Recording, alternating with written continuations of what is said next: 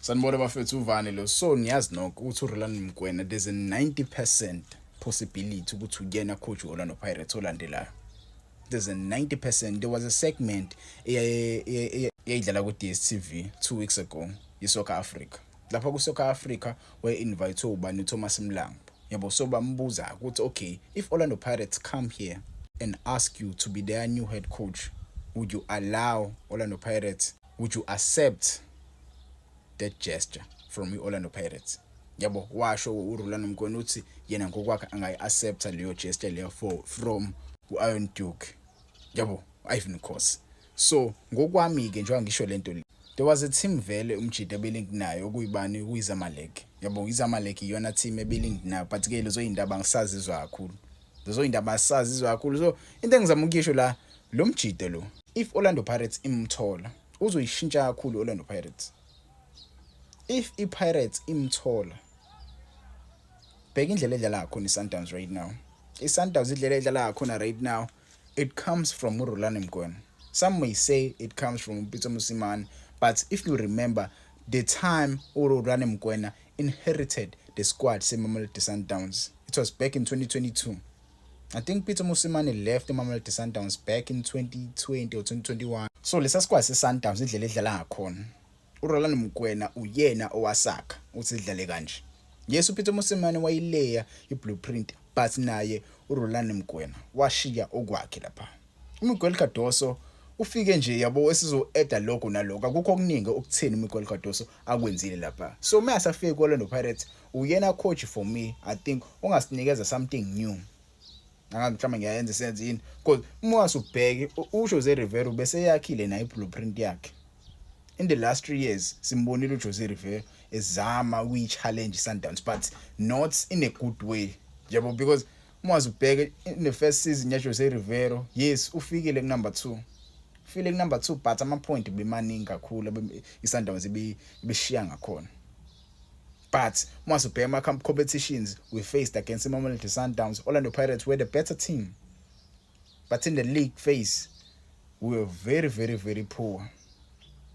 We were very poor. Second season, Jose Rivero, same thing happened. Kuma Cup competitions, we dominated Mamelodi Sundowns. When it comes to a league phase, we were very poor. That season, we came close, but not that close, but we came close, in winning the league.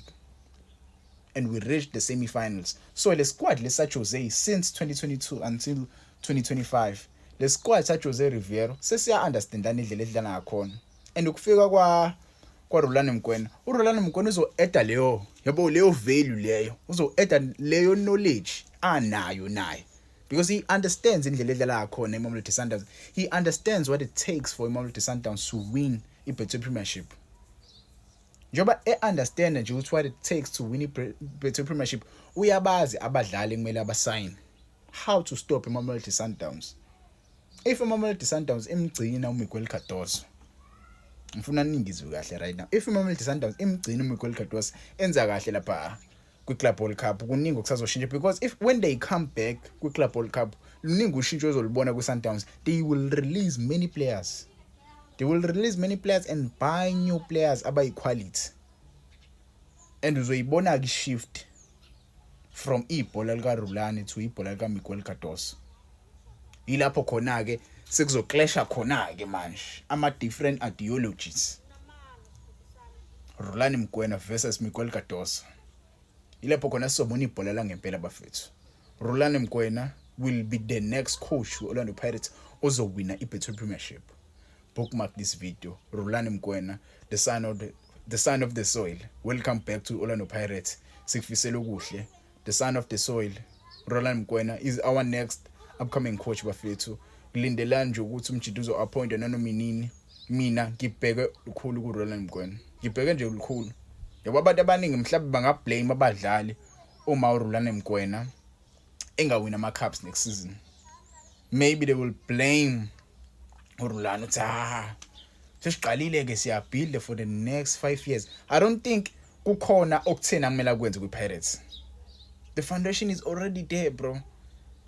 The foundation is already there. The players are already there.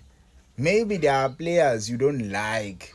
Yabo mhlambe there are those players abadlala ibhola ongalithandi, maybe you can change those few players and buy abadlali nobonayo ukuthi bazokudlalela ibhola. Maybe mhlawumbe I'm not saying he will bench uTito Maswanganyi. I'm not saying he will bench uTito Maswanganyi. Maybe buy a player who will compete with uTito Maswanganyi if uTito angakudlaleli libhola olidlalayo. Maybe buy a player who will bench uMakgopa phambili mikudlalela ibhola ongalithandi. I think this guy, he knows what it takes to win a league. He will buy us players abayi quality.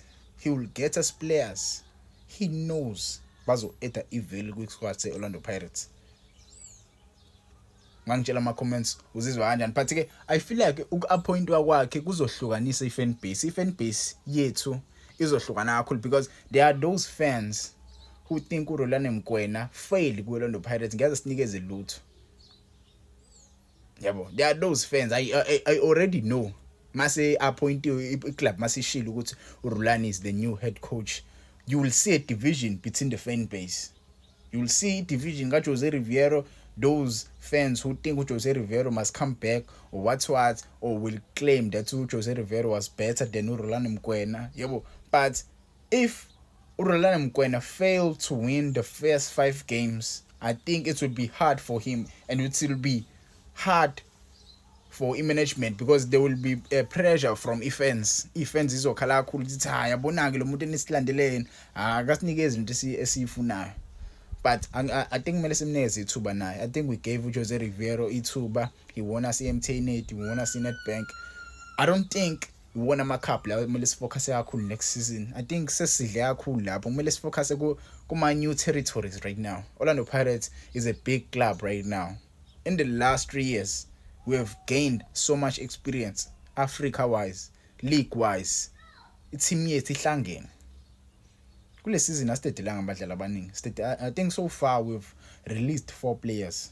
I think bakhona abanye abasazoba release, but if you can check the players we are releasing right now, we are not releasing abadlali abajwayele ukudlala vele. We are releasing those injury prone, and we are releasing abadlali abangajwayele ukudlalela abasi-add value. So yena ukufika kwakhe ngempela kuzosinikeza something esiyithandayo. Kuzosibuyisela ijoy. Sagcina nini ngibona iPirates idlala kamnandi. Yes iphela angifuni phela sengibixoki bedlala kamnandi and uJose Riveiro, yes bedlala kamnandi, but I think yena mfethu maybe I may be wrong. I think sengimtekitisa kakhulu, but I may be wrong, but yena I trust this guy to give us what we want. We want the league title, Rulani Mkwena. We want Champions League, Rulani Mkwena. Last season we came out kuma semi-final stages. We want a Champions League next season. We want a League Cup next season. You are capable of giving us lezo zinto. You are capable. You know what it takes. You are not here to rebuild like we did at Casablanca. You are not here to rebuild. The team is already there. You are not here to rebuild. The team is already there. Win the league.